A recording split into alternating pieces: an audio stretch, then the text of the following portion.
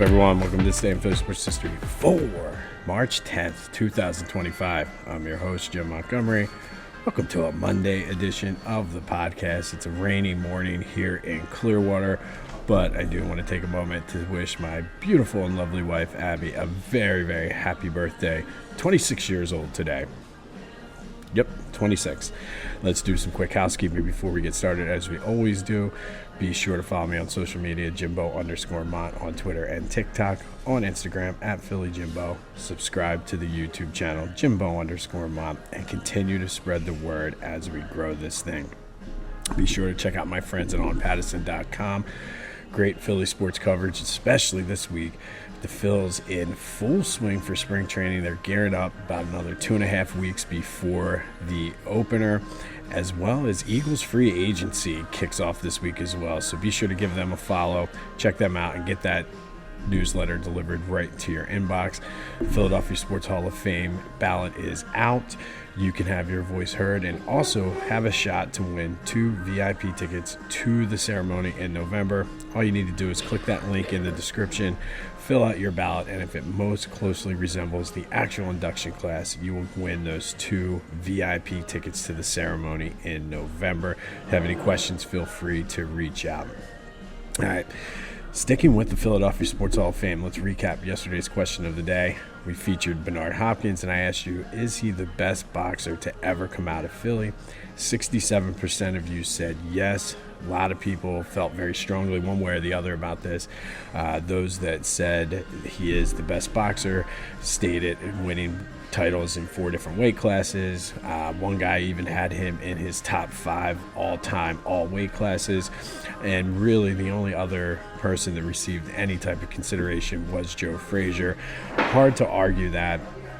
I know somebody did mention that, oh, well, he's from South Carolina. He's not really a Philly guy, but he spent most of his life here in Philly and was considered the pride of South Philly. So thank you, as always, for participating in the question of the day. There will be another one here later in the show. And, of course, we had a couple people vote for Rocky Balboa. Knew it was going to happen. All right, let's recap the day in sports yesterday. Man, Flyers, another lackluster performance, 4th straight loss, losing to the Devils 3-1, which really did. I saw a lot of folks start questioning whether John Tortorella will be the coach of the Flyers moving forward. He does have 1 year left on his contract, so kind of assume one way or the other this offseason we'll find a decision and figure out which way to go. Essentially, it comes down to whether or not they want him to be the guy to lead this team once they start getting the guys and the players in, or they want to go a different direction. But being a lame duck next year, this offseason, it's probably one of the top priorities is figuring out the coach. Danny Briere did speak about the Scott Lawton trade. Said it is scary because he was such an integral part of the Flyers, big part of their culture and what they were trying to build. It was a very difficult decision for him to make that trade, but in the long run, it does help the Flyers as they move forward. Kind of almost got a comparison there to Rhys Hoskins, just the big culture guy, but needing to sort of cut ties and get things where they needed to be. But Danny Briere said it was a difficult decision. Hopefully it will pay off when they can pick some of those draft picks. They currently are 7 points back of that last wild card spot. However, they're right in the thick of it for a top 10 pick. So I guess that's where we kind of stand. But they have not been playing well recently at all. They're off until tomorrow when they take on the Senators. And then your team, your town, your Philadelphia 76ers actually won a game yesterday, 126-122 over Utah. Quentin Grimes had 25. Lonnie Walker had 25. And what are these guys doing? I feel like Grimes is a good player. We're finding that out. But, geez, like, you should not be winning, especially a team like Utah, who you're kind of in the mix for some of those draft spots. But I don't think they got the memo. I guess they played well without Maxey, without Paul George, but 3.5 games out of that 10th spot. But the more important thing is they're one game back of the all-important 6th seed and that first-round pick that goes with it. Not a good win for the Sixers at all.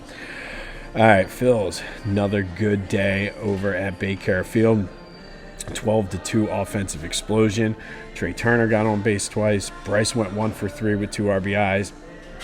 Ranger looked outstanding, kind of shook off that last bad start, went 3 innings, 2 strikeouts, gave up a run. Jose Alvarado continues to impress. I think he's going to be one of those keys to the bullpen. Looks good, throwing some heat, so looking good so far for the Phils as they're gearing up to start their season. And I saw this yesterday, and I wanted to mention it, but I figured I'd wait until today. Jimmy Rollins apparently had a sit-down with Bryce Harper, and Bryce was talking about how he is tired of hearing about the 08 Phillies and how it's all about, obviously, since they're the last team to win the championship. Jimmy spoke to Bryce about how, for him, it was all about the 1980 team with Boa, Schmidt, and those guys. He said, if you don't want to hear about the 08 team, go out and win it. He said, again, he got tired of hearing about the 80 team. He loved them, but was sick of hearing it and kind of took it upon himself to go out there and win it. He said, in order to create your own legacy, you need to go out and create it. And truthfully, I like this. He's not lying. And for Bryce, I think everybody kind of goes towards Schwarber as the leader of this team.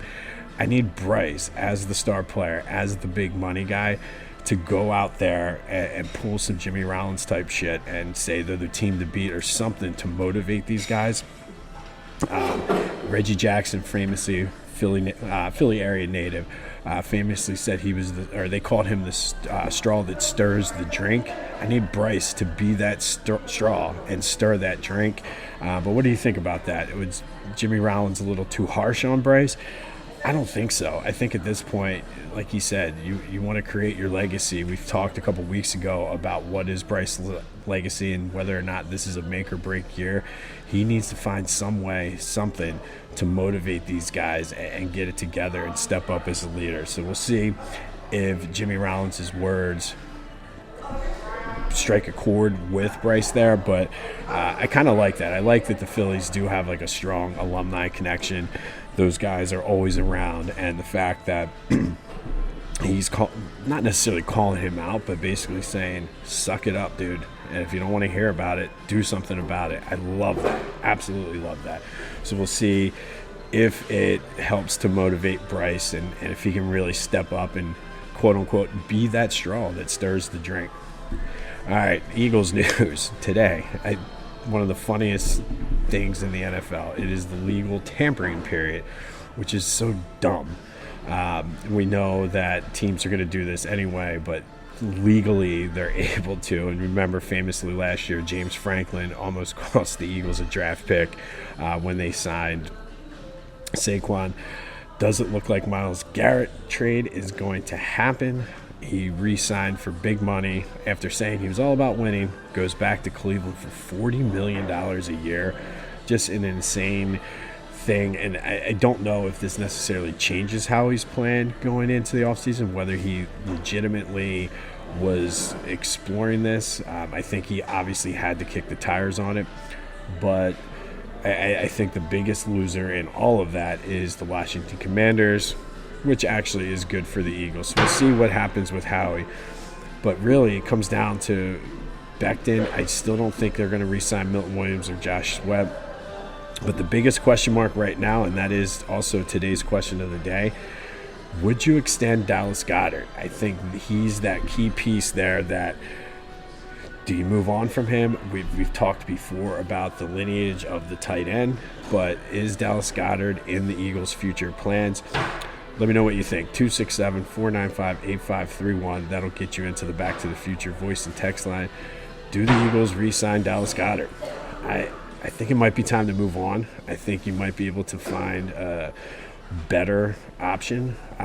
See what Grant Calcaterra can do as the starter. But what do you think? Would you bring Dallas Goedert back? Let me know on the Back to the Future voice and text line. And then any other thoughts for Eagles free agency as the legal tampering period begins today. It's so dumb. Absolutely dumb. Be sure to check out my boys over at the Clashing Conferences podcast. Lots of good things going on with their sports fan network. If you're not sure what they do, go to clashingconferences.com. They give you a chance to have your voice heard. Go out, just talk sports with people. So clashingconferences.com, check them out. And then their podcasts are available wherever you get your podcasts, as well as on YouTube. And then go to Philly Goat. Lots of Philly Goat gear down here in Clearwater. Go check out what they have to offer for yourself. I'm wearing the slides once again. Be sure to use that promo code Jim Montgomery to take 10% off of your order. That's phillygoat.com. Promo code Jim Montgomery to take 10% off of your order. All right, today we're going to go back to 1961. And on this day in 1961, the Philadelphia Warriors lost to the Detroit Pistons 120-103 in Fort Wayne, Indiana. Wilt Chamberlain had 32 points, 35 rebounds, played all 48 minutes for the Warriors. But the key part for Wilt this day was he went over 3,000 points for the season, becoming the first player in NBA history to go over 3,000 points. Now, only two guys have done this ever, and going to spark a little bit of a debate here.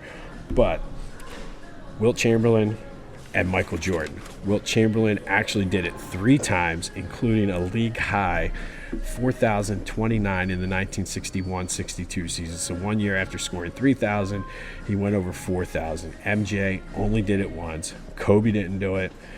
LeBron didn't do it. The Warriors that year did end up losing in the playoffs to their soon-to-be replacements in Philly, the Syracuse Nationals, 3-0. But Wilt Chamberlain, to me, you can have the debate about the GOAT. To me, it's Michael Jordan, but Wilt Chamberlain has that legendary, godlike Babe Ruth status about him. But this is also a reason why Michael Jordan is the GOAT, not LeBron James. You want to argue with me on that? That's fine too. But on this day in 1961, Wilt Chamberlain went over 3,000 points on the season, the first player in NBA history to do that, one of only 2 to do it, and Wilt did it 3 times. So I think that a stat like that kind of ends the GOAT debate. But let me know your thoughts on that, because everybody has an opinion on who the GOAT is. And then finally today, our Women's Big 5 Hall of Fame Spotlight. We're going to spotlight Trish Brown from St. Joe's. She played from 1981 to 1985. She is a Maple Glen native, right around the corner from me. She's a Bishop McDevitt graduate, and then went to St. Joe's. Helped lead them to their first ever NCAA tournament berth in 1985. She was 3-time All-A-10, 3-time All-Big 5. She graduated St. Joe's as their all-time leading scorer and rebounder. She's inducted into the St. Joe's Athletic Hall of Fame, as well as the Big 5 Hall of Fame. But Trish Brown from St. Joe's is today's Women's Big 5 Hall of Fame Spotlight. Helped lead them to their first ever NCAA tournament berth in 1985. And she's an Upper Dublin kid. So she went from Maple Glen. But Trish Brown, you are today's Women's Big 5 Hall of Fame Spotlight. On this day in 1961, Warriors lost to the Pistons, but Wilt Chamberlain went over 3,000 points in the season for the first time an NBA. It was the first time an NBA player had ever done that in league history. And he did it 3 times. Michael Jordan's the only other person to do it 1 time. We'll have more on the legal tampering, whatever that means. Let me know your thoughts on Dallas Goedert. Should the Eagles bring him back? We'll obviously have more Phillies, Sixers, and Flyers, as the Sixers and Flyers, I guess, at this point are posturing for draft pick status, and Phillies are looking to get their season underway. Also, let me know your thoughts on the Jimmy Rollins-Bryce conversation. I don't necessarily think it's a negative thing. I like that Jimmy Rollins is kind of calling him out and putting the pressure on him. But let me know what you think. Happy birthday to my beautiful wife.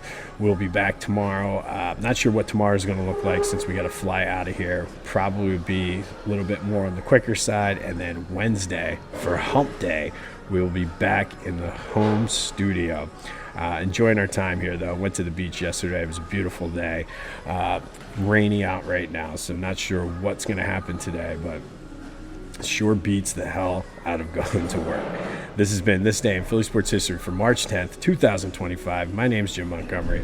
Go have yourselves a Monday, and until next time, I'll see you when I see you.